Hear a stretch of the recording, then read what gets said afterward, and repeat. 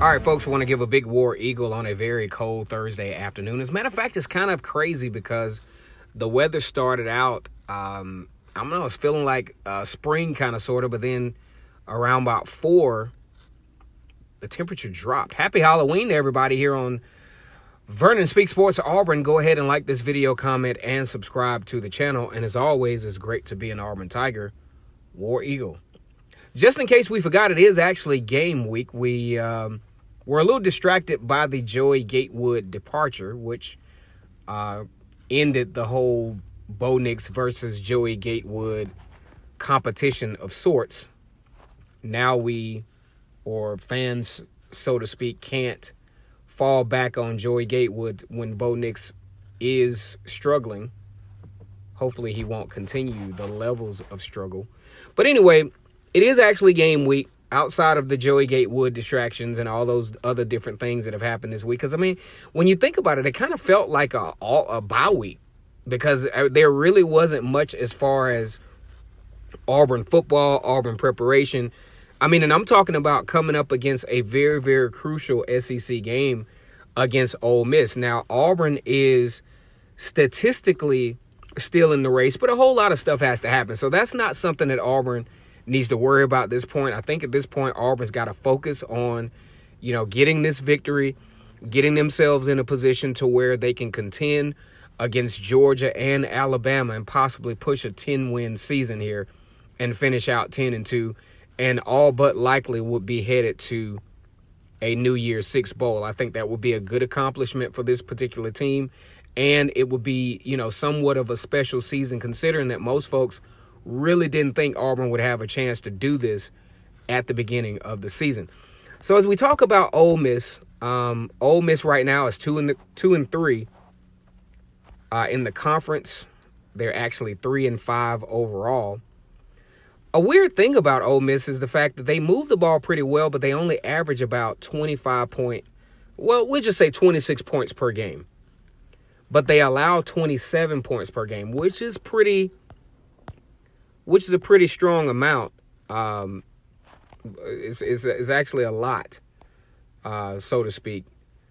But either way, I think this is a very good opportunity for Ole Miss, who is like at the cusp of possibly fighting for bowl contention.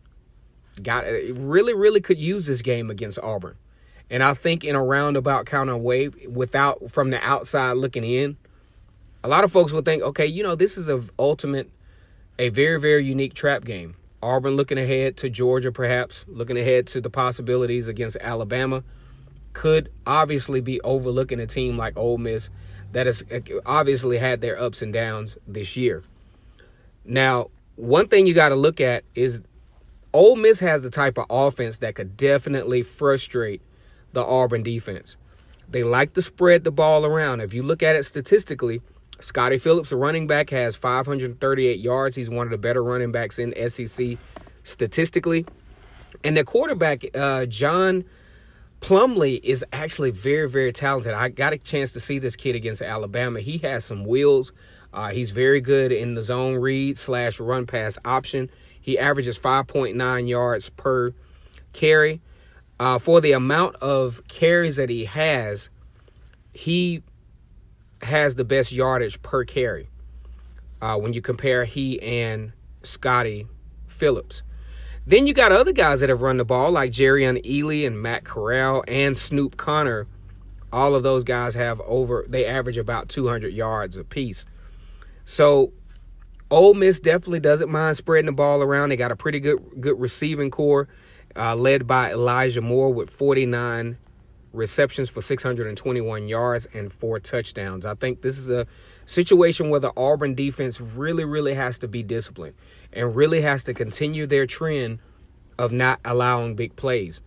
Their biggest play that they allowed against LSU was 45 yards.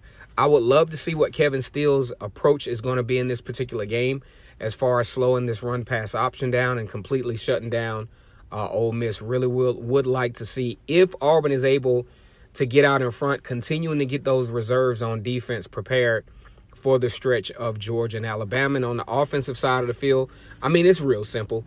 Consistent offensive line play eliminate the penalties, because really, once the offensive line gets themselves, past the penalties, they are not absolutely terrible. They've given Bo Nix some pockets. They've given the running backs at times room to run.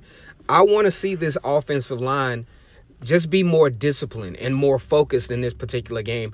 And also, I want to see Bo Nix's vision diversify.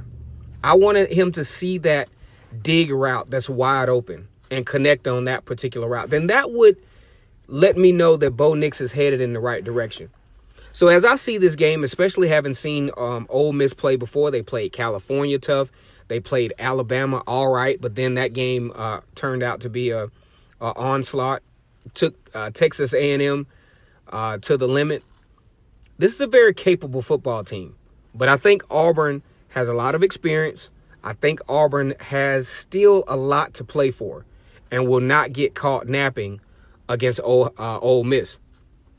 How do I see this game, guys? It's prediction time. Auburn has done very well on defense, and nothing would indicate that they would take a step back here in this game. Auburn's offense against the middle tier of talent in the SEC has done very, very well. I think this is a football game where Auburn wins at 38-7 in Jordan-Hare Stadium with an opportunity to close this thing out strong. I don't think this will be a game where Auburn will get, quote-unquote, caught slipping. Once again, it's Kennard Vernon Stewart here for the podcast Talking Auburn Football. Go ahead and like this video, comment, and subscribe. And as always, it's great to be an Auburn Tiger, War Eagle.